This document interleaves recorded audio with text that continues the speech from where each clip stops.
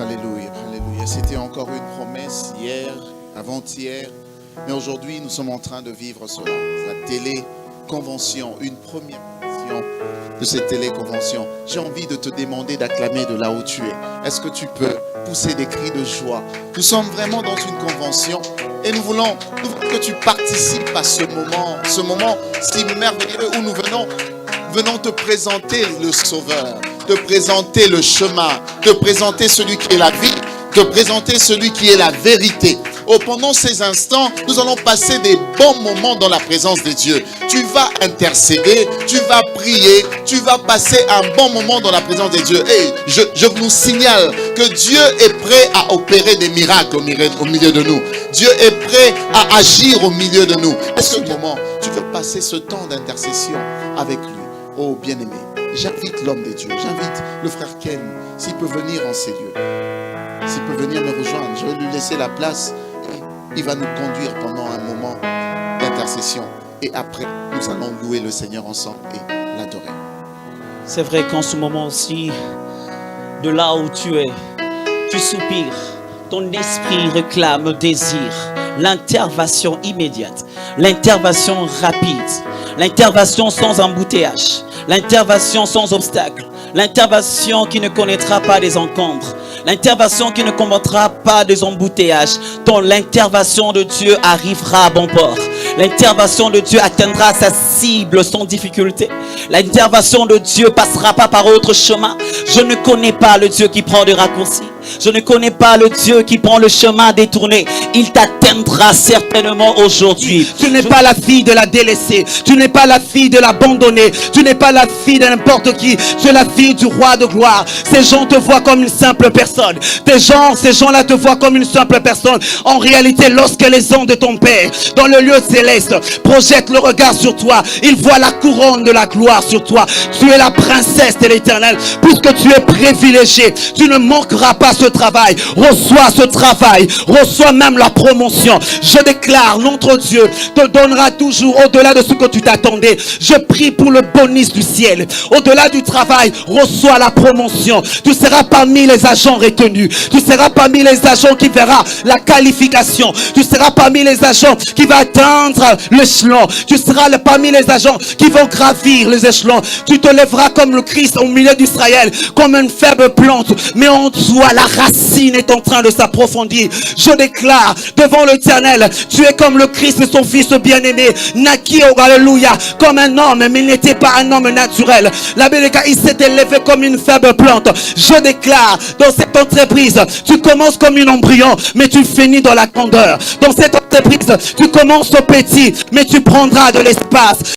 De la Pentecôte. Je prie que tu vives la Pentecôte avant le calendrier de cette année. Avant que le calendrier de l'église célèbre la Pentecôte. J'amène la Pentecôte dans ta vie. J'amène la Pentecôte dans ta vie.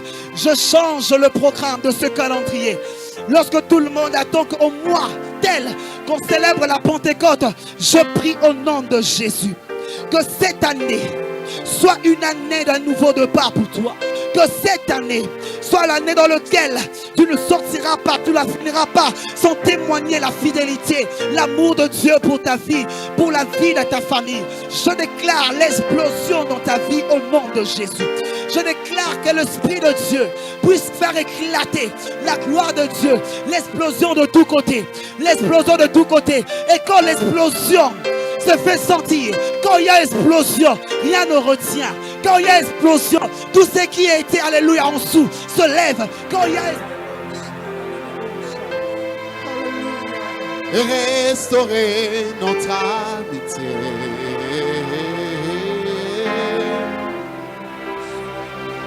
Tu es mon désir.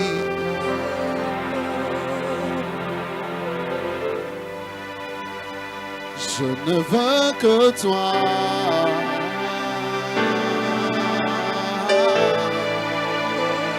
Rien ne peut te rendre lourd.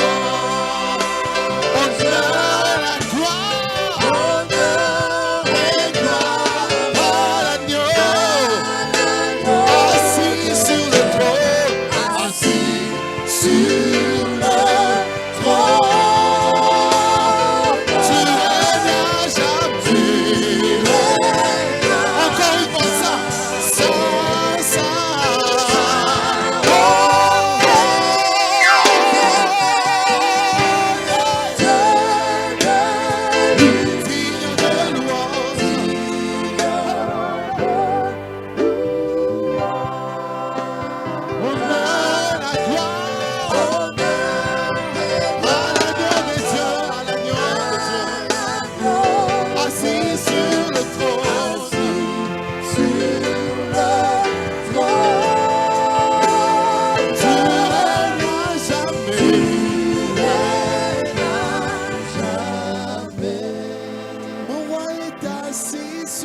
trône.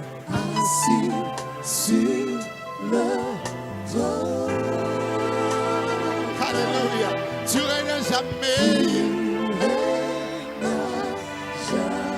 Papa est assis sur le trône.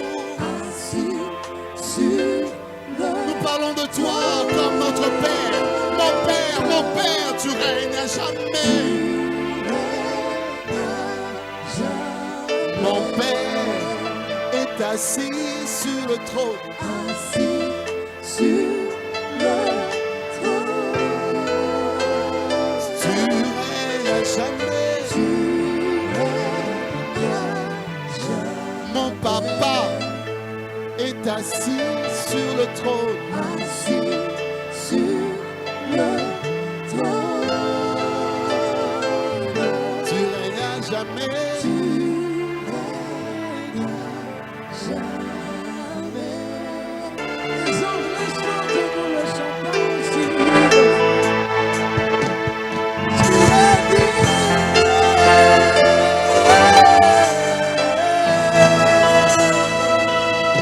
Parle à ton Dieu. Parle à ton Dieu. Parle à ton Dieu. Parle Dieu. Parle à ton Dieu. Parle au Seigneur. Parle au Seigneur. Parle au Seigneur. Il mérite la gloire. Il mérite l'honneur. Il mérite la gloire. Parle à ce Dieu.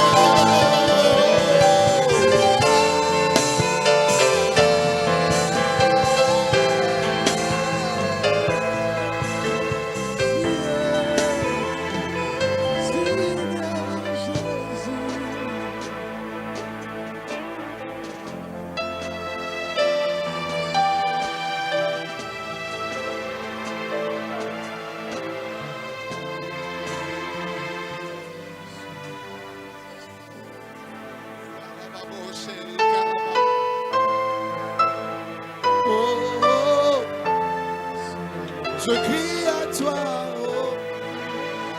Oh,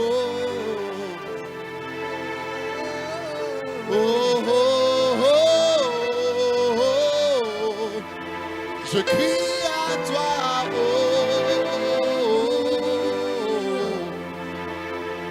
oh, oh, oh. Je crie à toi. Je crie, je crie. Oh, oh, oh, oh, oh. Je crie à toi. Oh, je crie à toi, je crie. Oh, oh, oh, oh. Je crie à toi. Oh, je crie, je crie, je crie.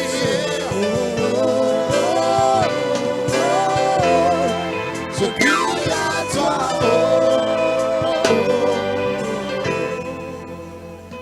Dans le moment de douleur, dans la souffrance, je crie à toi. Oh.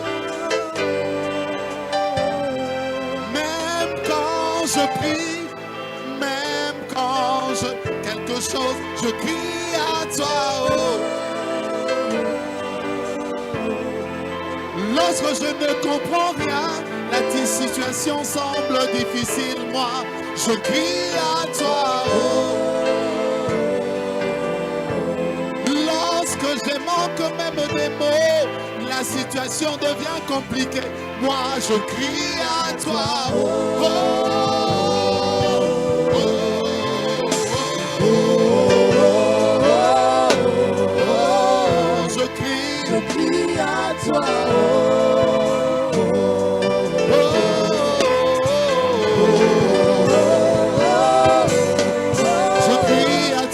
Je crie à toi.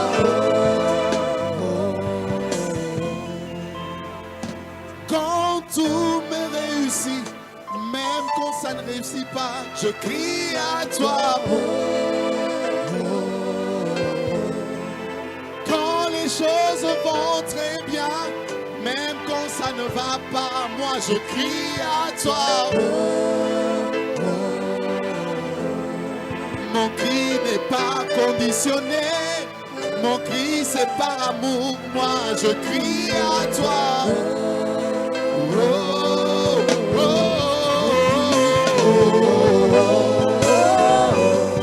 je crie à toi. Je crie à toi.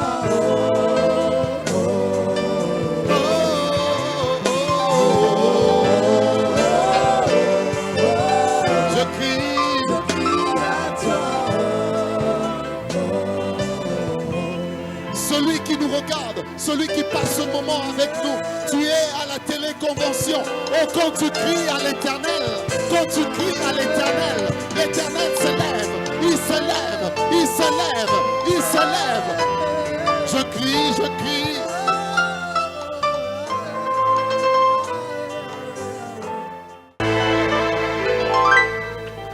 J'aimerais vous demander de reprendre vos places, vous qui êtes à la maison. Je sais que certains étaient à genoux en train d'adorer le Seigneur dans sa présence. En ce moment, nous voulons écouter la pensée des dieux avec ce thème Dieu est. Dieu est. Ah, je sais que vous avez répondu. Dieu est mon Tant Père. merveilleux, merci pour la disponibilité de l'Esprit. Et merci Seigneur pour ce que tu as choisi de nous faire énormément du bien ce soir. Bénis tous ceux-là qui ont associé leur foi en ces instants pour que Seigneur Dieu, tu nous fasses énormément du bien. Nous voulons réellement, Seigneur Dieu, redéfinir ta bonté. Non seulement de la manière dont elle a été écrite dans la Bible, mais présentement au milieu de nous. Nous te prions, Père, dans le nom de Jésus-Christ de Nazareth. Amen. Ah, que le Seigneur Dieu soit béni et qu'il vous bénisse encore. Alléluia. Dieu est tellement merveilleux. Il est tellement merveilleux. Je prie le Seigneur que non seulement que nous soyons capables d'entendre la parole de Dieu, mais que nous soyons aussi capables de comprendre et après avoir compris, appliquer aussi cette parole. Amen, amen. Je n'aimerais pas commencer ma prestation si je ne m'acquitte pas d'un devoir aussi sacré de remercier le Seigneur pour cette disponibilité et bénir toute l'équipe de collaboration ZTM Télévision pour cette téléconvention. Alléluia. Voilà, il m'a été demandé de parler sur Dieu mon Père. Nous n'avons pas voulu prendre d'autres sous-thèmes parce que c'est le premier jour, nous allons exploiter ce que le Saint-Esprit de Dieu nous a mis à cœur de manière à ce que nous puissions parler de ces thèmes. Mais je prie le Seigneur comme je l'ai dit. Soyez attentifs à la voix du Seigneur. Amen, amen. Dieu mon Père. Galates chapitre 4, le verset 6. Galates 4 et 6. Si tout le monde est là, nous allons lire la parole de Dieu. C'est notre texte de base. La Bible dit ceci. Et parce que vous êtes fils, Dieu a envoyé dans vos cœurs l'esprit de son Fils, lequel crie Abba Père. J'aimerais encore reprendre la lecture pour une meilleure compréhension. Et parce que vous êtes fils, Dieu a envoyé dans votre cœur ou dans nos cœurs l'esprit de son Fils, lequel crie Abba Père. Alléluia. Bien-aimés, avant de commencer, j'aimerais comprendre que nous puissions comprendre ces thèmes. Le mot Dieu ou le nom Dieu, plusieurs personnes ont défini de leur manière. J'aimerais ici parler de ce que Dieu est réellement. Nous le connaissons, en dehors de tout ce que les hommes peuvent connaître, Dieu est incomparable. Il est impénétrable par sa sagesse, il est insondable, il est invisible, il est invincible, et ainsi de suite.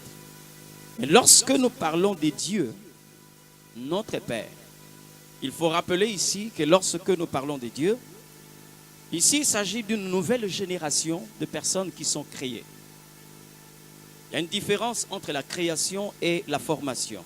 Lorsque vous lisez la Bible, vous allez voir Dieu faire cette différence en disant « Jacob que j'ai créé, Israël que j'ai formé ». C'était une seule personne. Alléluia. Et je crois parler à des personnes qui peuvent comprendre ce que Dieu veut exprimer réellement. Lorsque nous parlons de Dieu, ici dans ces passages, il s'agit de fils. Donc ce n'est pas seulement une simple appellation, mais c'est une dimension en réalité. Parce que quand vous lisez dans la Bible, vous vous rendez compte que aucune personne dans l'Ancien Testament, dans l'Ancienne Alliance, n'a appelé Dieu Père. Depuis Adam jusqu'à Jean-Baptiste, donc le fils de Zacharie. Personne ne pouvait appeler Dieu Père. Et lorsque vous vérifiez dans la Bible, quand vous lisez Hébreux chapitre 1, verset 5, la Bible dit « Personne n'a appelé Dieu Père ». Pourquoi? Parce que tous ceux-là qui nous ont précédés ont appelé Dieu Maître parce qu'ils étaient des serviteurs. Alors lorsque vous regardez dans la Bible, il y a des gens qui ont prié. Dans cette dispensation de serviteurs, leur prière a eu des effets. Élie a prié, le feu descendu. Moïse a prié, la mer était ouverte en deux. Vous voyez, donc il y a eu tellement de choses. Salomon a prié, la gloire de Dieu est descendue. David a prié, la gloire était là. Mais lorsque les disciples se sont approchés de Jésus, ils ont posé la question, comment devons-nous prier? Jésus n'a pas copié la prière de Anne. Jésus n'a pas copié la prière de Moïse, il n'a pas copié la prière de Jean-Baptiste, il n'a pas copié. Mais il a dit, lorsque vous priez, dites notre Père. C'est pour la première fois que cette prière va être enseignée dans la Bible. Notre Père, c'est une dimension. Alors ici, je n'aimerais pas parler à ceux-là qui se sont accrochés à l'Ancien Testament sans pour autant comprendre qu'il y a quelqu'un qui est venu interpréter l'Ancien Testament. Si c'était le cliché, la photo est déjà là. C'est la personne de Christ qui a donné la véritable image de ce que l'Éternel Dieu veut. Alléluia. Je crois que je suis en train de parler au Fils. Lorsque vous lisez dans la Bible, comme je l'ai dit ici, quand nous parlons de Père, ce n'est pas une simple appellation. Non, non, quand on appelle Dieu Père, le problème que nous avons dans nos églises, c'est ça. Lorsque les gens viennent, quelquefois ils s'agenouillent, commencent à prier Père Céleste. Quelquefois, on ne le comprend pas. Vous voyez, il y a des choses que vous pouvez déclarer qui sortent de votre tête. Mais il y a des choses que vous déclarez qui doivent sortir de votre cœur. Ça veut dire quand vous n'avez pas une relation assez solide avec l'Éternel, vous pouvez commencer à parler de choses parce que vous les avez retenues comme une récitation. Lorsque nous parlons de Père, ce n'est pas seulement une simple appellation.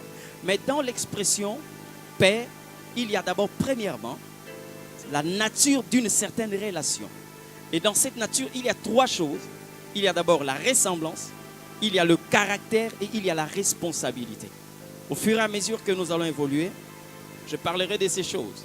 Alors bien aimé, le monde connaît une nature de Dieu, laquelle on sait que Dieu est invisible. Mais comment est-ce qu'un Dieu qui est invisible a des fils qui sont visibles? Un Dieu invisible qui a des fils qui sont visibles. Nous qui sommes là, nous sommes le fils d'un Dieu invisible. Alors pourquoi Dieu a voulu qu'il y ait de fils? Alors comment comprendre le fait que nous avons de fils? Qu'est-ce que Dieu veut réellement faire? C'est alors que je suis en train d'accuser quelqu'un. La vie chrétienne faible n'existe pas dans la Bible. Et lorsque vous comprenez cette dimension, c'est en ce net moment que vous allez commencer à vivre la puissance de la vie chrétienne. Être fils de Dieu est une dimension, et n'est pas n'importe quelle dimension. Une dimension de puissance, une dimension de gloire. Alléluia. L'église ne doit pas être un endroit là où nous venons trouver des gens qui sont écrasés par la société. Parce qu'ils sont en train de fuir les sorciers. Ils sont en train de fuir les circonstances de la vie. Alors ils se sont retrouvés à l'église. Non, nous n'avons pas besoin de ce genre de personnes. Sinon Dieu est le plus faible de tous les esprits qui peuvent exister. Mais or, celui-là, on l'appelle l'esprit supérieur. Le tout-puissant. Et quand nous nous disons fils de Dieu, qu'est-ce que nous devons normalement vivre? Bien aimé, comment comprendre l'expression fils de Dieu? Être fils, c'est une option que Dieu a choisie pour qu'il se fasse voir dans la vie de ceux-là qui ne peuvent pas le voir, mais au travers de ceux-là qu'il appelle de fils. Donc, tel que vous êtes là, Dieu est votre Père. Il a fait de vous ses fils ou son fils pour que les gens qui ne voient pas Dieu soient capables de voir un Dieu invisible dans un corps visible. C'est ça l'option que Dieu avait prise en faisant de fils. C'est comme présentement je suis en train de regarder des gens qui sont en face de moi. Même vous qui me suivez, bien-aimés dans le Seigneur, il y a un principe.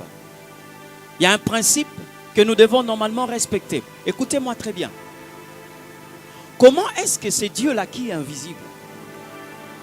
Il va habiter dans un corps. Parce que Jésus est en train de dire ceci. Le monde ne me verra pas, mais vous me verrez. Il s'adresse à qui? Jésus s'adresse à une catégorie de personnes. Jésus est en train de s'adresser au Fils en disant, le monde ne me verra pas. C'est pourquoi un enfant de Dieu ne peut pas seulement... Bon, en fait, je vais expliquer l'expression enfant et fils de Dieu. Mais ici, je parle d'abord des fils de Dieu. On ne peut pas entendre un fils qui dit « Je suis en train de sentir Dieu ». Non, non, non. Cette expression-là ne doit pas exister parmi les fils de Dieu. Parce que Jésus a dit « Vous, vous me verrez ». Vous, vous me verrez. Et lorsque moi, je vois Jésus, quand je suis en face des gens qui sont en train de me regarder, vous regardez la pupille de mes yeux, lorsque vous vous approchez, vous regardez dans mes yeux, vous allez voir les personnes que je suis en train de voir. Ça veut dire ceci, lorsque vous voyez le Seigneur, quand les gens vous voient, ils verront la personne que vous avez vue. Le Christ. C'est ça la dimension de fils. Comment nous devons comprendre ça?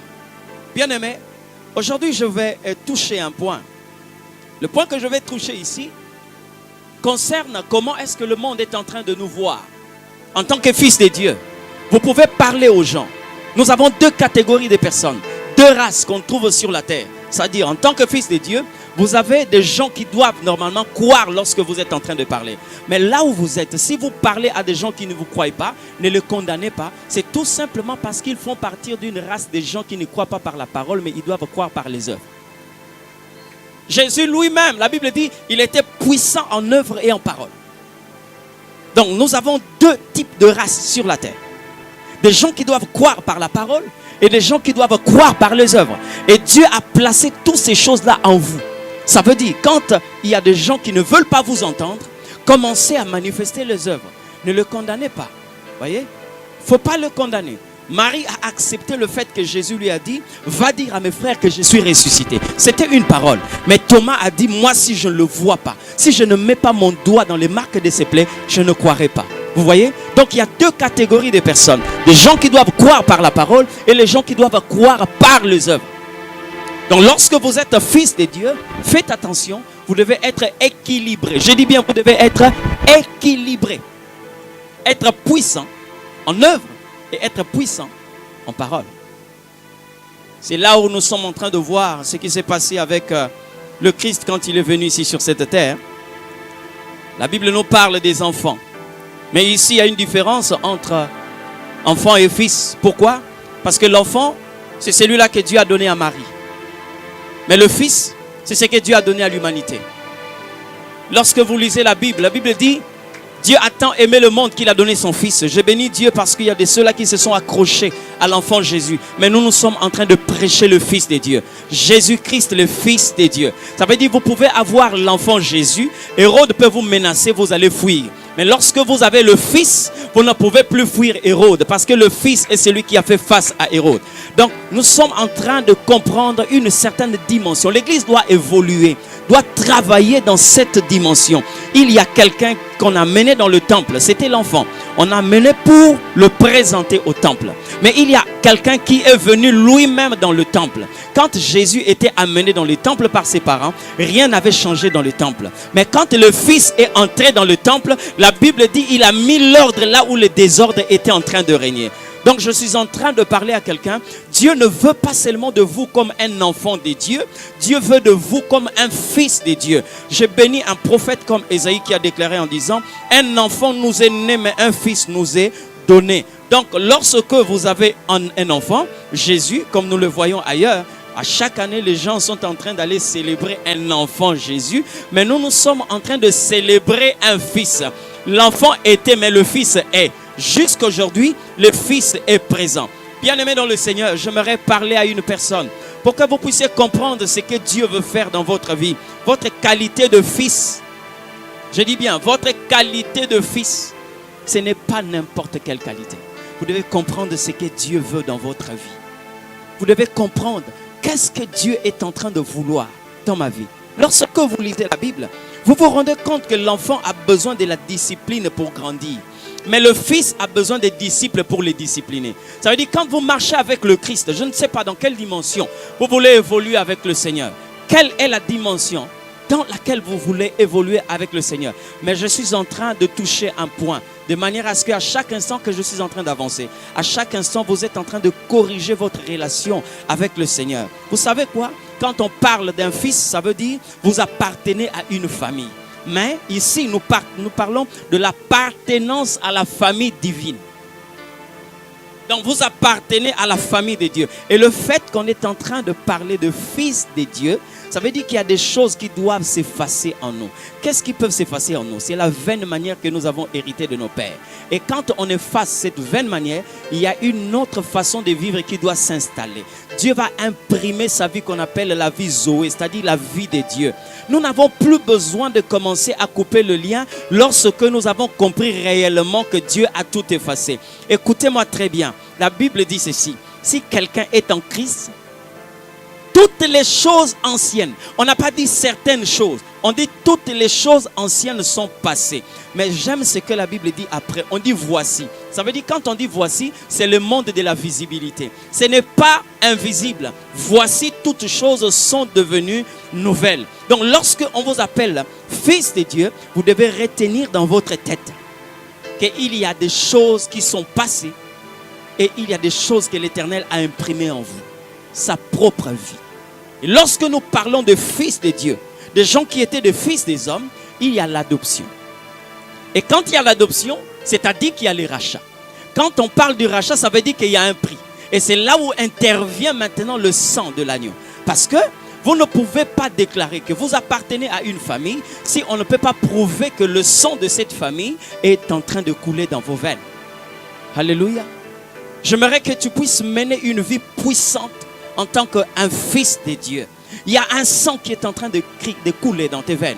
Il y a un sang qui est en train de réclamer la vie de Dieu en toi. Et quand c'est comme ça, bien-aimé, regardez pourquoi est-ce que quand Dieu nous a rachetés, le diable ne peut plus revenir dans notre vie pour nous ramener dans l'esclavage.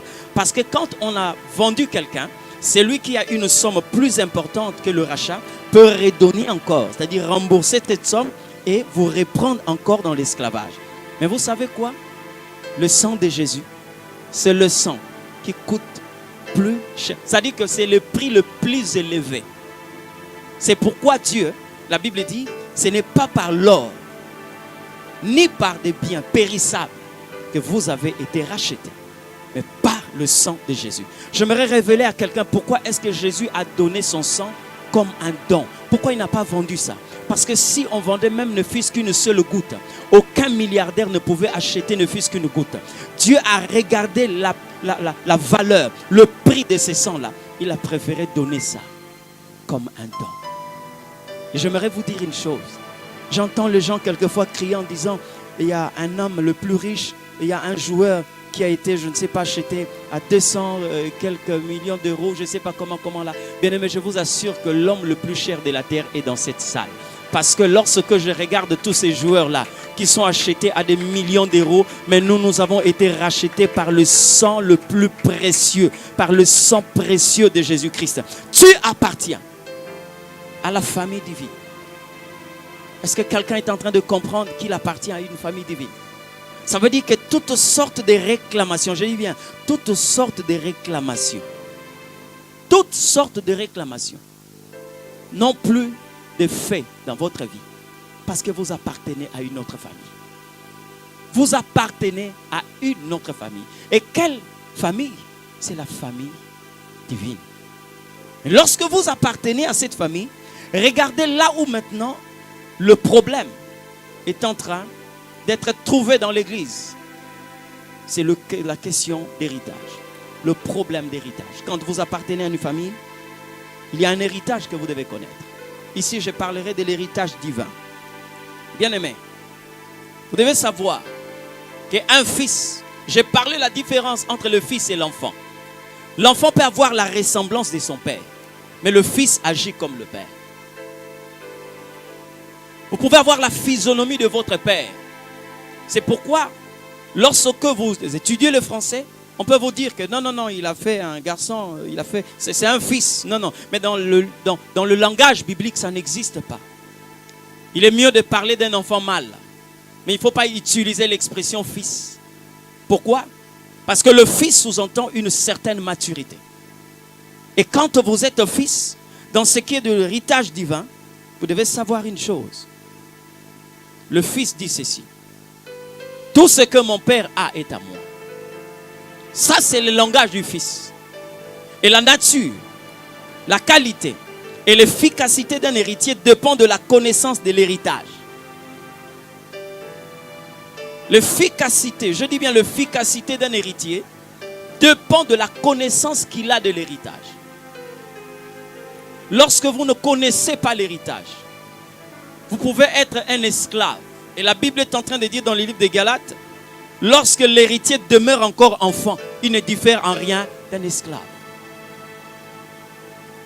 Est-ce que vous connaissez l'héritage de cette famille divine? Est-ce que vous connaissez votre héritage?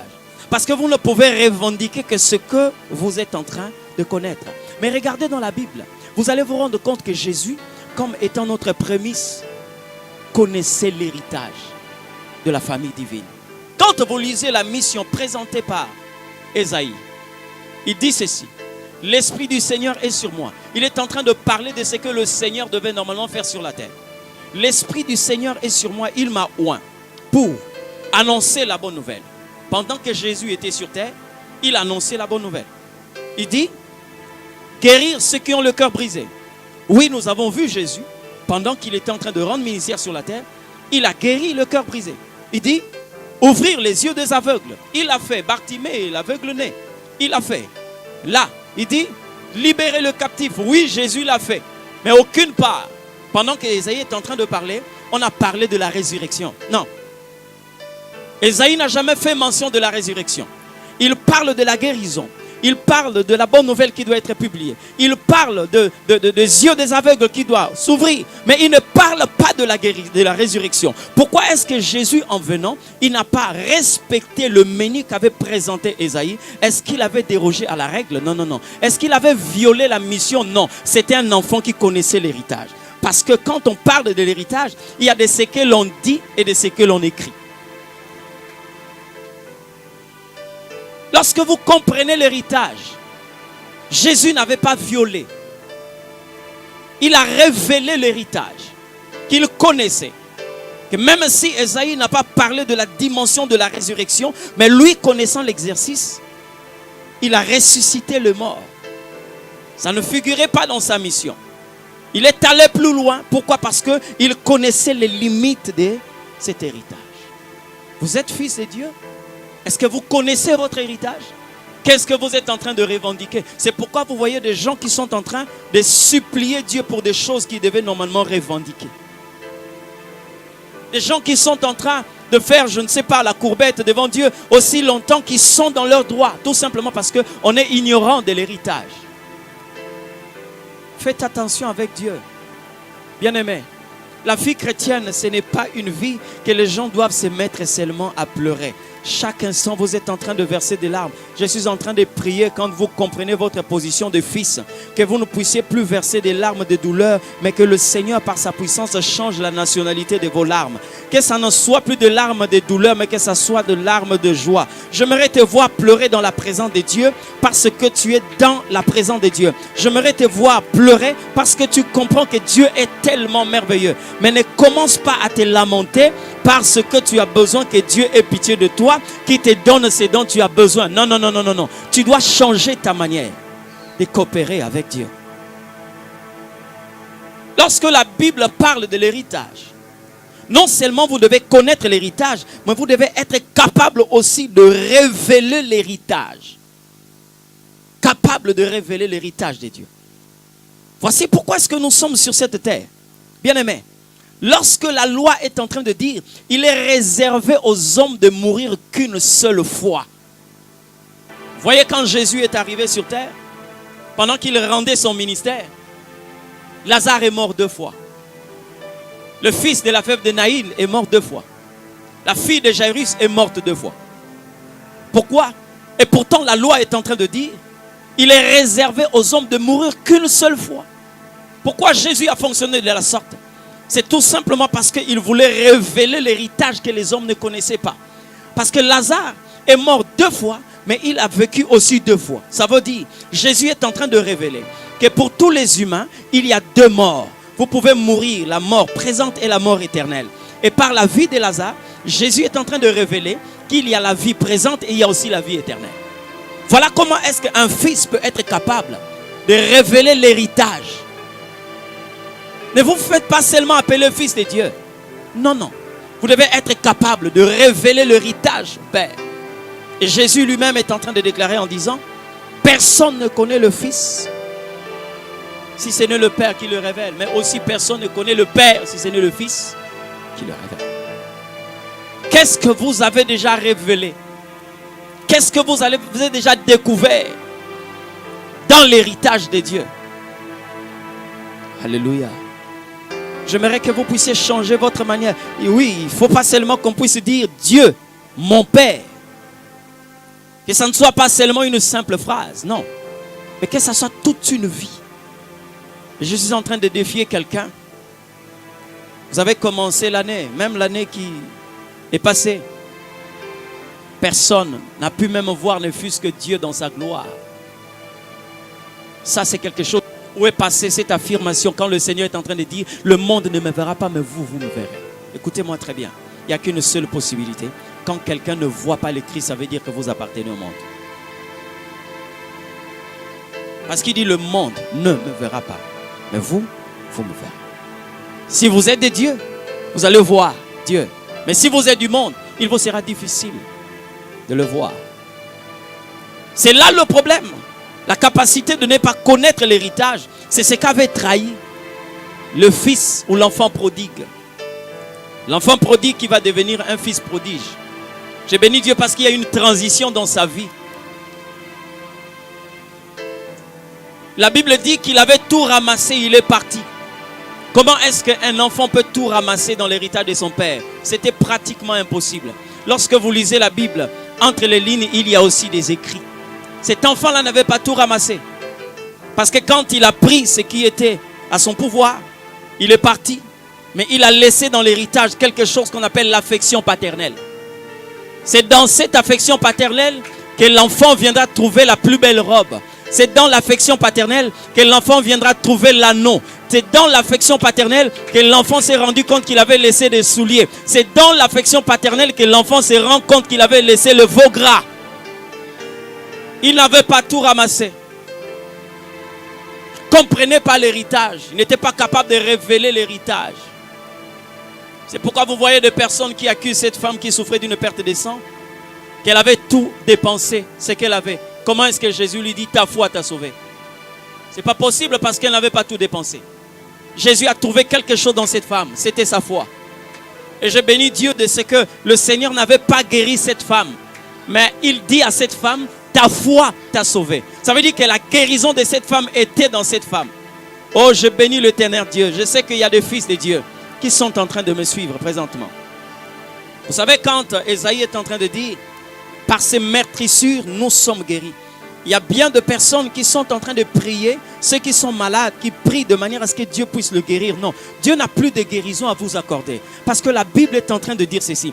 Par ces meurtrissures, nous sommes. On ne dit pas que nous serons, nous sommes. Donc là où vous êtes là, si vous êtes malade, la maladie est venue en retard parce que la guérison vous avait déjà précédé.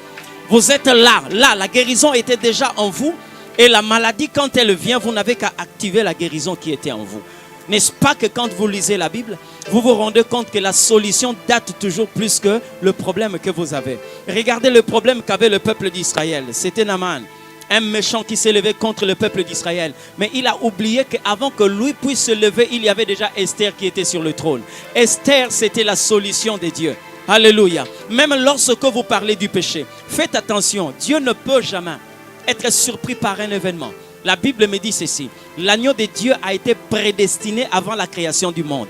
Or, le péché est venu après la création du monde. Mais l'agneau a été prédestiné avant la fondation du monde. Donc la solution était déjà là. C'est comme ça que le Fils fonctionne. Ils sont capables de révéler l'héritage. Ils sont capables de révéler l'héritage du Père.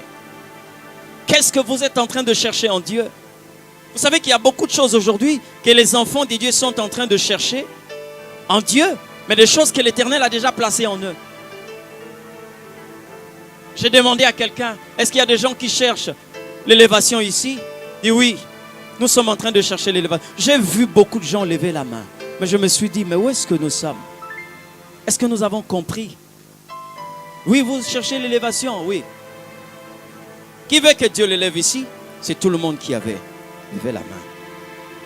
Mais oublions que l'Éternel dit mon serviteur s'élèvera. Dieu n'a pas dit que je lèverai mon serviteur, mais il dit mon serviteur s'élèvera. Lorsque vous attendez que Dieu vous élève, Dieu attend que vous puissiez vous élever. C'est-à-dire, le Fils de Dieu doit vous comprendre. C'est pourquoi vous voyez, quand on ne sait pas découvrir l'héritage, c'est là où était maintenant l'échec de Samson. Samson n'avait pas compris. Lorsqu'il a vu que les Philistins l'avaient crevé les yeux, et là, dans le temple de Dagon, il commençait à prier. Il dit à Dieu, Seigneur, même si je peux tirer vengeance de mes ennemis, mais il est mieux que je meure avec eux. Pourquoi? Parce que Samson n'était pas dans l'école de Bartimée. Il était en train de dire, même si Dieu peut me restaurer, c'est vrai, mais avec des yeux crevés, qu'est-ce que je vais devenir dans la suite? Mais s'il était à l'école de Bartimée, Bartimée allait lui dire, ce Dieu-là est capable de te redonner encore des yeux. Lorsqu'on ne sait pas découvrir l'héritage de Dieu, on peut être malheureux sur une terre heureuse. On peut être malheureux, mais dans le royaume. N'oubliez pas, bien-aimés, que nous ne sommes pas en train de prier pour entrer dans le royaume, mais nous sommes déjà dans le royaume de Dieu. C'est le royaume le plus puissant. Je dis bien le royaume le plus puissant. Samson a oublié que même si on l'avait coupé les 7 tresses, mais il avait quelqu'un qui était en lui, cette personne avait 7 cornes. Donc même quand on prend une lame, on ne pouvait pas couper les cornes de celui qui était en lui, c'est-à-dire sa force. Je puis tout par celui qui me fortifie. Vous êtes en train d'appeler Dieu Père, qui êtes-vous alors? Vous êtes fils? Faites attention. J'aimerais parler ici de comment est-ce que la Bible est en train de dire dans le livre des Galates, comme nous l'avons lu. La Bible dit, parce que vous êtes fils, Dieu a envoyé dans vos cœurs l'esprit de son fils. J'aimerais saisir un point ici, la position qu'occupe l'esprit par rapport aux humains. Dieu a envoyé dans vos cœurs. Il est possible lorsque les phrases sont révélées par Dieu, ça veut dire que tous les mots sont révélés par Dieu et toutes les lettres sont révélées par Dieu. Je parlais du fait de la position. On dit, Dieu a envoyé dans. Ça veut dire qu'il y a une position que l'esprit doit occuper dans la vie des humains. Pourquoi? Nous regardons ici 3 positions dans la nouvelle dispensation que l'esprit a occupées dans la vie des humains. La première position, c'est que l'esprit doit être près de l'homme. La deuxième position, c'est que l'esprit doit être sur l'homme. La troisième position, c'est que l'esprit doit être dans l'homme. Et lorsque je parle de l'esprit qui est près de l'homme, Marie a vécu cette dispensation. Parce que l'ange lui a dit, le Saint-Esprit viendra sur toi et il te couvrira de son ombre. Donc lorsque vous voulez voir l'ombre d'une personne, il faut que vous soyez à proximité de cette personne. Quand il y a le reflet de la lumière, c'est alors que l'ombre de la personne est sur vous. Ça veut dire que le Saint-Esprit n'était jamais dans la vie de Marie. Le Saint-Esprit était sûr. C'est-à-dire le Saint-Esprit n'avait même pas cette position d'être sur Marie, mais il était à côté de Marie. C'était l'ombre du Saint-Esprit qui avait couvert Marie. Mais posez-vous la question de savoir si l'ombre de la personne, l'ombre du Saint-Esprit, je dis bien, pas le Saint-Esprit, mais l'ombre du Saint-Esprit, c'est là où je parle de ténèbres de Dieu. Voyez, l'ombre du Saint-Esprit avait couvert Marie. Qu'est-ce que Marie a fait? La Bible dit qu'elle est sortie des règles établies par les humains parce qu'elle est la première femme. Je bénis Dieu de ce qu'on n'a pas parlé de la beauté de Marie. Sur la liste de belles femmes, on trouve Rebecca, on trouve Sarah, on trouve d'autres personnes, Abigail, tous ces mondes. Mais sur une liste, Marie se retrouve seule. C'est-à-dire, depuis Ève jusqu'à sa maman, toutes les femmes ont eu des enfants par le genre humain. Mais Marie est la seule femme à avoir un enfant sans être avec un homme. Vous comprenez? Elle se retrouve seule sur cette liste. Pourquoi? Tout simplement parce qu'elle était sous l'ombre du Saint-Esprit. C'est là où les règles sont violées. C'est là où les règles. Bien aimé, lorsque vous marchez avec Dieu, faites attention. Je veux arriver. Vous parlez quand l'Esprit est dans une personne. Qu'est-ce qui doit normalement se passer? Mais là, je parle de Marie. Marie a violé les règles établies. Pourquoi? Le simple fait d'avoir l'Esprit projeter l'ombre sur Marie. C'est ainsi que vous voyez aussi dans la vie de Moïse. Moïse, c'est quelqu'un à qui Dieu a enseigné aussi comment par sa puissance, il pouvait violer les règles, aller au-delà Parce que Dieu ne peut pas se limiter seulement dans ce qui se passe dans la nature. J'ai parlé une fois, quand quelqu'un veut faire la pisciculture, vous avez besoin de 2 poissons, une femelle et un mâle. Et quand vous avez à mettre ces poissons ensemble, quelquefois après 3-4 ans, vous avez un étang de poissons. Plusieurs poissons à l'intérieur. Mais Jésus a pris 2 poissons qu'on avait déjà préparés. Ça veut dire qu'on avait déjà enlevé le boyau, l'intérieur. Mais ces poissons-là se sont multipliés. Ça veut dire qu'il y a possibilité. Même lorsque la vie s'arrête, Jésus est capable de continuer. Il a enseigné à Moïse. Il dit à Moïse, jette ta verge.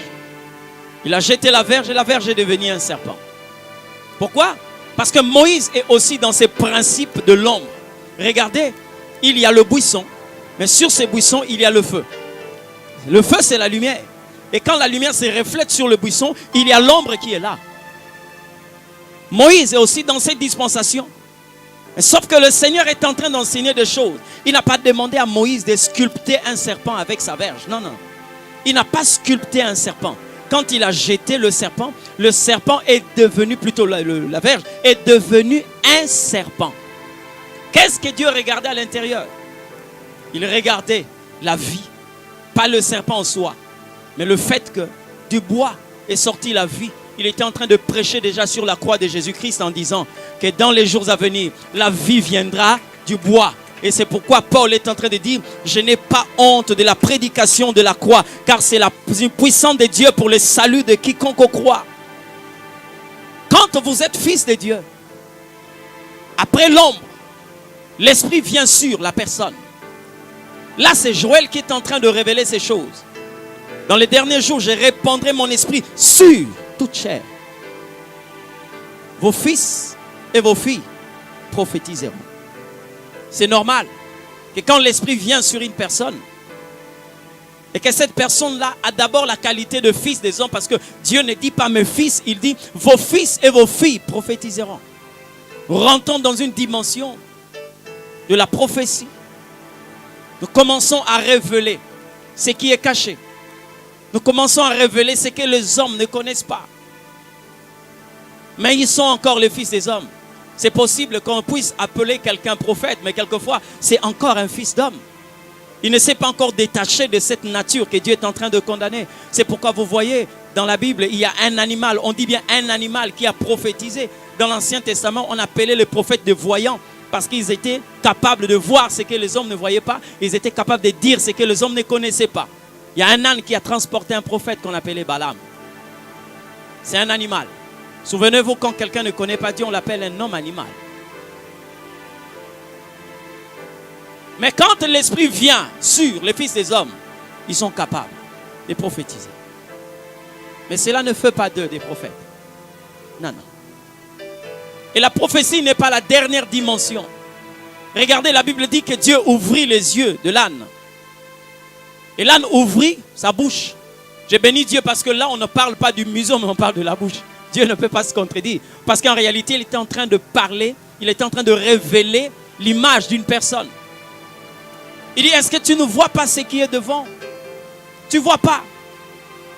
Et par la prière d'Anne, l'Éternel a ouvert aussi les yeux du prophète Balaam. Je me suis toujours posé la question, entre Balaam et son âne, qui était le père de quelqu'un? Je ne sais pas. Parce que le père, c'est celui-là qui montre le chemin. C'est lui qui montre le chemin. Il a révélé à Balaam, regarde devant. Quand l'esprit vient sur la personne, l'objectif n'est pas seulement de rester sur la personne. L'objectif est que l'esprit entre dans la personne. C'est pourquoi vous devez être une terre perméable de manière à ce que l'esprit entre en vous. C'est pourquoi ici la Bible dit, il a envoyé dans vos cœurs. Et la Bible dit, tous ceux qui ont en eux l'esprit de Dieu sont appelés fils de Dieu. Tous ceux qui sont en eux, tous ceux qui ont en eux l'esprit de Dieu sont appelés fils de Dieu. Ça veut dire que la dernière dimension de la connaissance de Dieu, ce n'est pas lorsque vous commencez à prophétiser. Parce que la prophétie est le début du contact avec Dieu. Quelquefois, je suis sidéré de voir des enfants de Dieu qui s'accrochent à de tels dons. Ce n'est pas mauvais de prophétiser. Mais lorsque vous êtes enfant, un fils d'homme, vous êtes enfant de Dieu, vous pouvez prophétiser, c'est normal. Mais ne vous arrêtez pas là parce que là, il y a une autre dimension plus grande que celle-là. Le jour où Jésus va rencontrer l'un de ses disciples, Philippe, il dit, mais pourquoi est-ce que tu crois ce que je suis en train de te dire? C'est parce que je t'ai dit que quand tu étais sous le figuier, moi je t'avais vu. Il dit, Seigneur, tu es prophète. Et pourtant Jésus ne faisait que annoncer là une parole de connaissance. Ce n'était même pas une prophétie. Mais il a commencé à parler de la prophétie. Non, non, tu es prophète. Jésus dit, non, non, non. C'est parce que je t'ai dit ça. Mais tu verras des choses plus grandes que ça. Ça veut dire, en dehors de la prophétie, il y a une dimension plus grande que ça. Pourquoi? Parce que le Fils de Dieu ne parle pas. Le Fils de Dieu, ils sont appelés à imiter Dieu. Dieu lui-même ne prophétise pas. Comment est-ce que toi qui t'appelles Fils de Dieu, tu veux prophétiser? Non, le Fils de Dieu ne prophétise pas, mais le Fils de Dieu parle. Est-ce que vous êtes arrivé dans cette dimension où vous êtes en train de parler? Regardez la différence qui existe entre un fils et un enfant. Vous savez quoi? Dans la Bible, il y a un père qui a cité sa maison. Dans sa maison, il a cité ses enfants sans pour autant citer sa femme. Il dit, moi et mes enfants, nous sommes au lit. Pourquoi il n'a pas parlé de sa femme? C'est papa là, ce n'est que Dieu lui-même. Voyez? Il est au lit avec ses enfants. Il ne parle pas de sa femme. Il n'y a qu'une seule personne qui a la capacité d'avoir des enfants sans pour autant avoir une femme. C'est Dieu lui-même. Mais il est en train de parler. Jésus parle d'un ami qui est venu voir son ami pour demander du pain. Regardez la différence entre le prophète et l'enfant, le fils qui parle. Parce que c'est lui qui est à l'extérieur.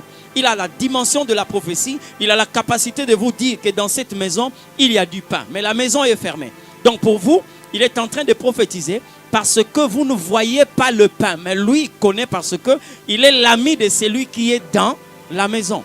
Mais le fils n'est pas là seulement en train de prophétiser, mais le fils, c'est là où il y a le pain. Donc il n'a pas le temps de prophétiser, mais lui parle. Parce que ce qu'il est en train de dire, il le voit.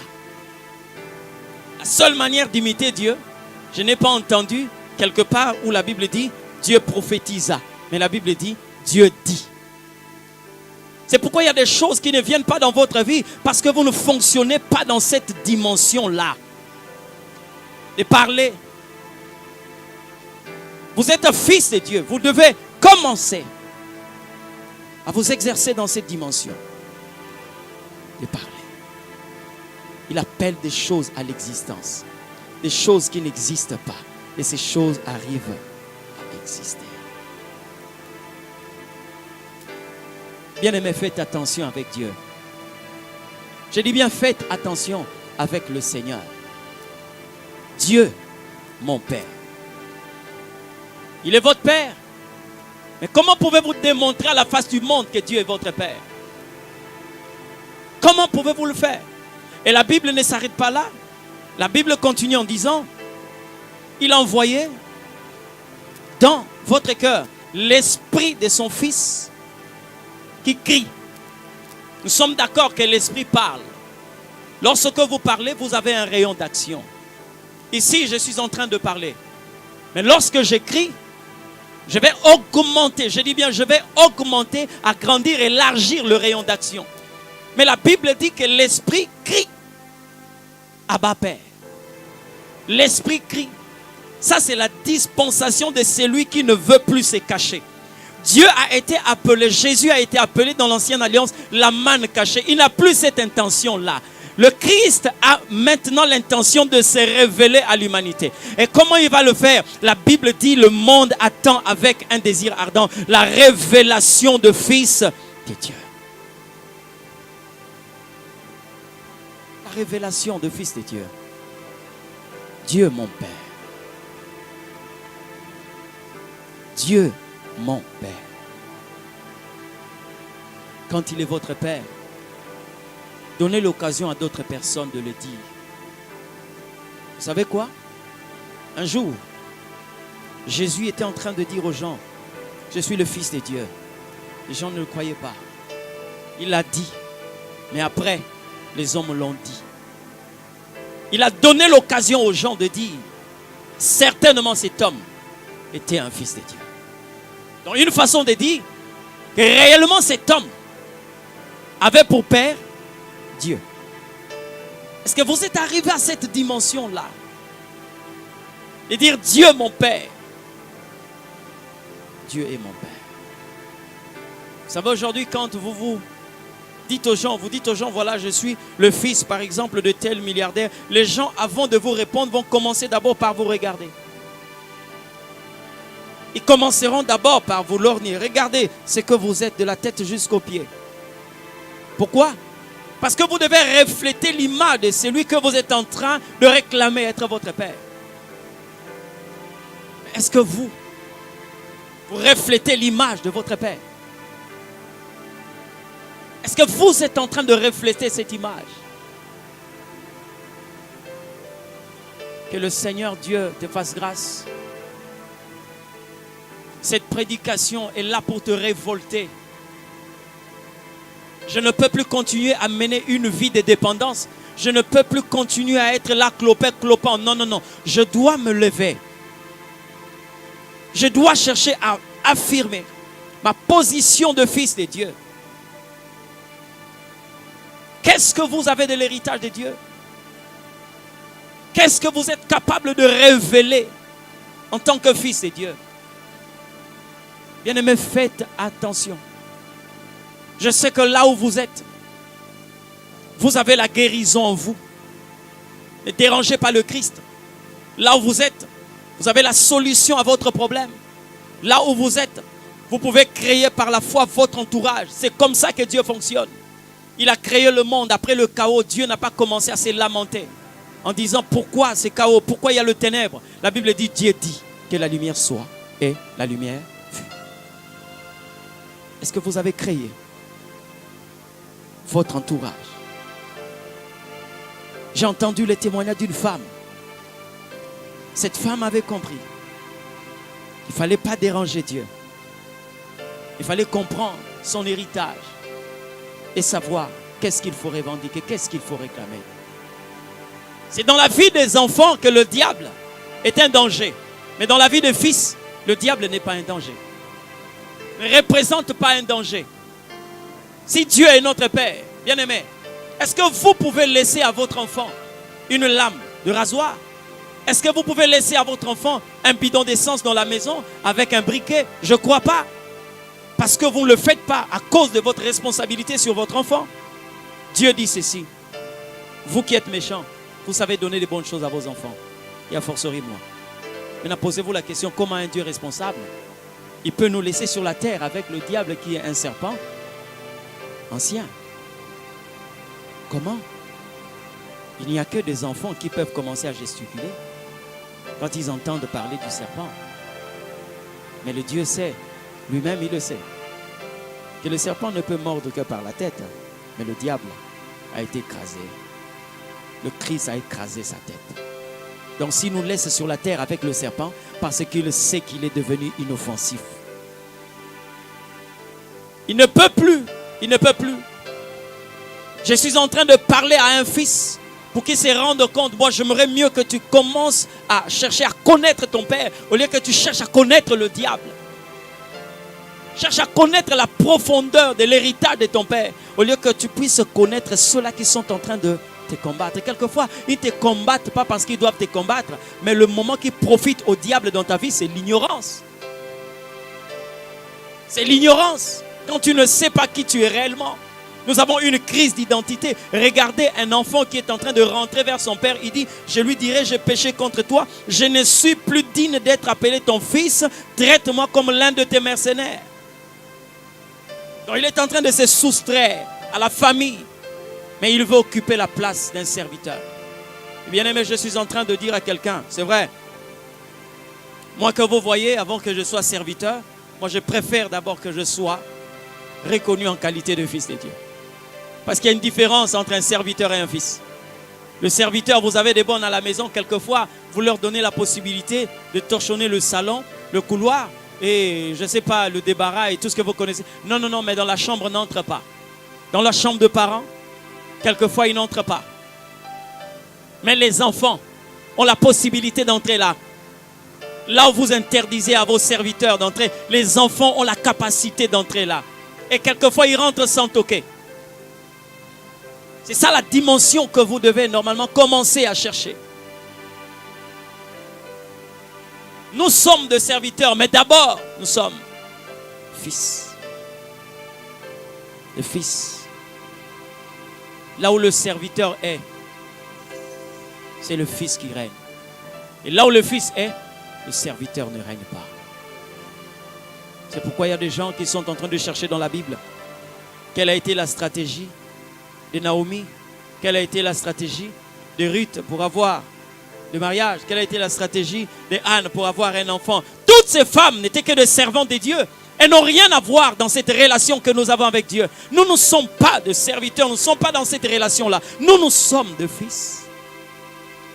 De fils, et je bénis Dieu, de sorte que quand l'Esprit entre dans la vie d'une personne, que ce soit une femme ou un homme, on parle seulement le Fils de Dieu.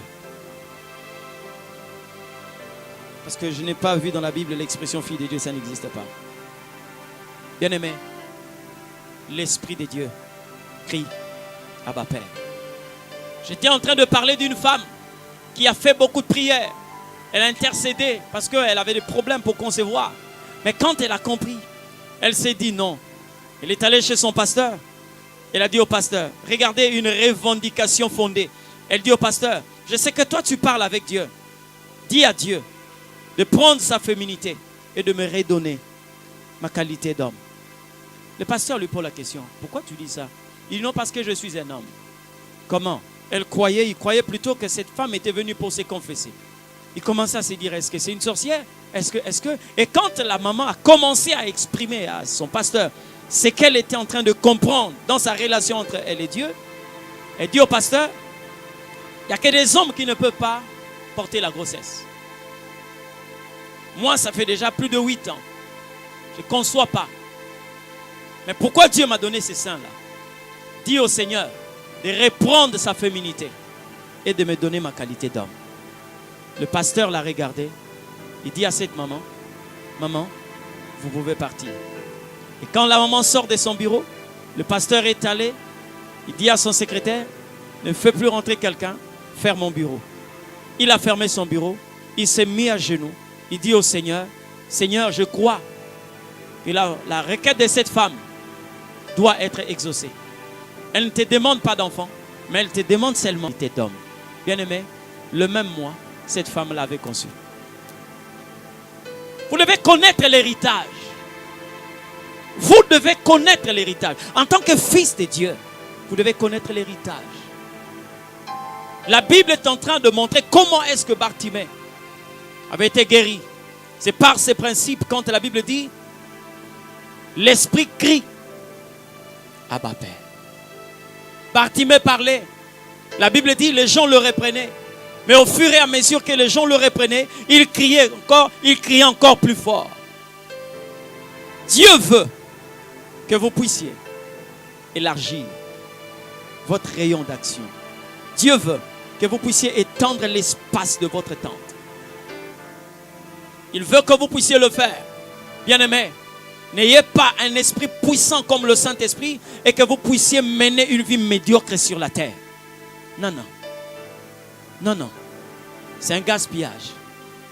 Avec un esprit puissant comme le Saint-Esprit, vous menez une vie de bassesse. Non, vous n'avez pas compris Dieu. Vous n'avez pas compris Dieu. J'ai vu un homme. Il n'avait que 12 personnes à ses côtés. Et même parmi les 12, il y avait un qui était un faux. Mais il a fait bouger tout le monde, Jésus. C'est à cause de l'Esprit. Dieu est mon Père. Est-ce que demain, vous allez donner l'opportunité aux gens de comprendre que réellement, celui-là, c'est le Fils de Dieu. Le Fils de Dieu. Tu peux parler à la situation. Ne prophétise pas. Là où tu es, ne prophétise pas. Je te demande seulement de parler. Jésus a dit, si vous avez de la foi, vous direz à cette montagne, ôte-toi et jette-toi dans la mer. Vous direz, il n'a pas dit, vous prophétiserez. Vous pouvez commencer seulement à parler. Je me rends compte que dans cette atmosphère, il y a des choses que l'Éternel Dieu va accomplir. Mais j'aimerais prier avec quelqu'un. J'aimerais prier avec une personne. J'aimerais prier avec quelqu'un qui donne accès au Saint-Esprit, de quitter cette position, d'être sur lui, que le Saint-Esprit entre. Je suis en train d'interdire à une personne. Nous voyons quelquefois dans des réunions chrétiennes où les gens commencent à dire au Saint-Esprit, descends sur nous. Non, le Saint-Esprit n'a plus besoin de descendre là où les gens sont déjà baptisés du Saint-Esprit. Laissez les païens chanter ce genre de chansons. Saint-Esprit descend. Jésus a déjà répandu son esprit en nous. Tel que tu es là, tu n'as pas l'esprit qui descend et qui monte comme au temps d'Élie. Tu n'as pas l'esprit qui monte et qui descend comme au temps d'Élie, comme au temps de Samson. Non, non, non, non. L'esprit demeure en toi. Est-ce qu'il n'est pas écrit dans sa parole que vous êtes le temple de Dieu et que le Saint-Esprit habite en vous? J'aimerais prier avec quelqu'un. Là où vous êtes bien-aimés, le problème qui est en train de vous agacer attend seulement l'ordre pour que cet ordre-là soit exécuté. Vous voulez charger Dieu aussi longtemps qu'il vous a donné une capacité de manière à ce que vous puissiez influencer votre génération. J'aimerais prier avec quelqu'un. Est-ce qu'il y a un fils de Dieu qui est en train de m'entendre pendant que je suis en train de parler? Le monde attend avec un désir ardent la révélation de fils de Dieu. J'aimerais que quelqu'un se rapproche encore de Dieu. Si Marie, avec l'ombre du Saint-Esprit, était capable de faire ce qui était humainement impossible, Dieu, mon Père, qui est en train de parler, c'est le Fils. C'est le Fils qui parle. C'est lui qui a dit, mon Père agit jusqu'à présent, moi aussi j'agis. Moi aussi j'agis.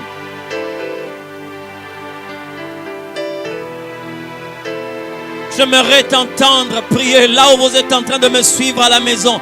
Je sais que là où vous êtes, l'atmosphère est en train de changer à cause de ce que vous avez compris qui est l'Esprit de Dieu. À cause de ce que vous avez compris que vous menez une vie puissante. L'Éternel a dit dans sa parole, j'ordonne que tu sois puissant. Le Fils, il a envoyé son Fils. Et aujourd'hui, nous sommes des fils. Et nous pouvons dire que Dieu, mon Père.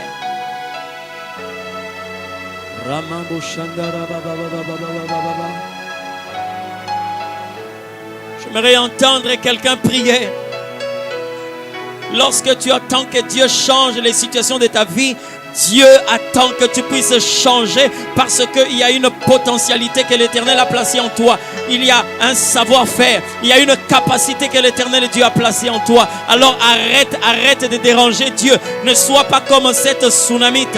Ne sois pas comme cette veuve, la femme de ces prophètes morts, qui est allée voir Élisée. Elle a dit que mon mari était un prophète comme toi. Il a laissé une dette et le créancier est venu pour faire de mes enfants des esclaves. Elle est sortie de sa maison croyant recevoir quelque chose à l'extérieur. Mais Élisée lui a dit, qu'est-ce que tu as dans ta maison? Quand tu veux sortir hors de toi, l'Éternel te dit qu'il y a quelque chose en toi. Il y a quelque chose en toi. Il y a quelque chose en toi. J'aimerais que quelqu'un prie, que tu fonctionnes dans cette dimension de fils. Tu n'as pas besoin de prophétiser. Oui, je t'ai dit avec le pouvoir du Fils, tu as seulement besoin de parler. Tu as seulement besoin de parler. Parle seulement, parle. Il y a quelqu'un qui a compris que Jésus n'était pas n'importe qui. Quand il dit non, je viendrai chez toi, je vais prier pour ton serviteur. Il dit non, Seigneur. Dis seulement un mot. Il n'a pas dit prophétise, mais il dit dis seulement un mot. Parle seulement. Le serviteur sera guéri.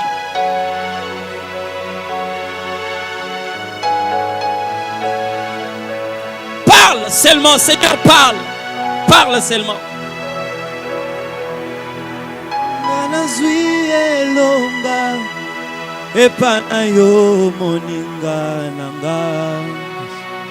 Yambali bonzananga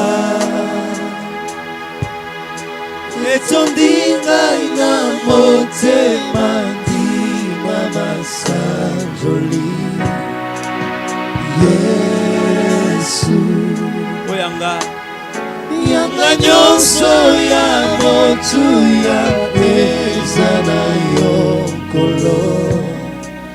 Osimbi bomoi bwanga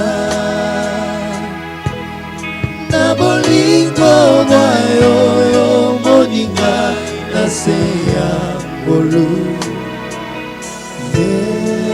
Répète encore, ngana zwi. Ngana zwi elonga epa na yo moninga nanga. Yamba libonza nanga. Etondi ngai na motema ndima masanjoli. Yesu yanga nyonso ya motuya eza na yo nkolo. Yosimbi bomoi bwanga na bolingo bwa yo yo moninga na se ya ngolu. Yesu Ngana zwi, ngana zwi. ngana zwi.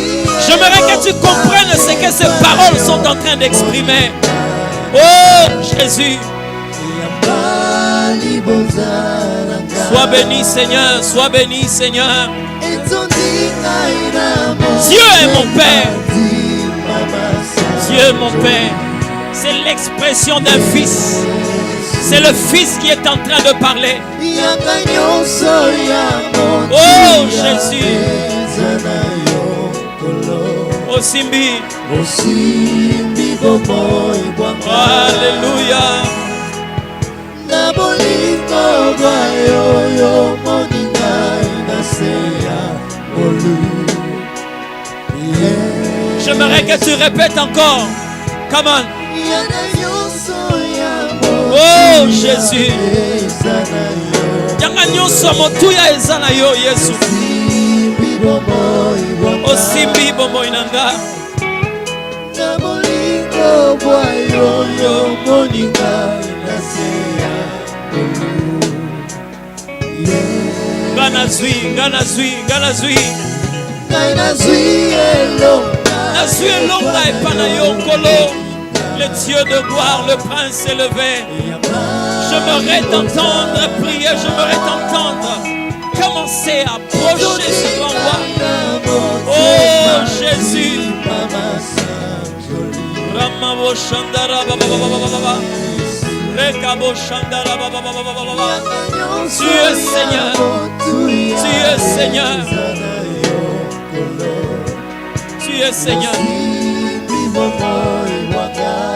Tu es Seigneur. Oh Jésus, sois béni. Dieu mon Père. C'est le Fils qui est en train de parler. Bien-aimé, j'aimerais que tu libères cette onction. J'aimerais que tu fonctionnes comme un fils. J'aimerais que tu fonctionnes comme un fils là où tu es. Tu nous suis au salon. Tu es là dans ta chambre, accablé des situations et des problèmes. Tu es malade. L'Éternel est en train de dire, tu peux encore, tu peux encore, tu peux encore. J'aimerais que tu commences à fonctionner comme un fils. Il y a des choses qui attendent l'ordre que tu vas donner pour que ces choses soient exécutées. Ramabo Shandara Baba Baba Baba. Remabo Shakara Mabo Sente Rebebebebebe. Il a besoin de fils. La place qui est vide, ce n'est pas la place des serviteurs. L'enfant prodigue a laissé une place vide là où il y avait des fils. Oh, je n'aimerais pas que tu rentres vers Dieu comme un serviteur. Non, non, je n'aimerais pas que tu rentres vers Dieu comme ton maître. Mais j'aimerais que tu rentres comme père. Que tu rentres comme père. J'aimerais que tu commences à comprendre ce que Dieu veut.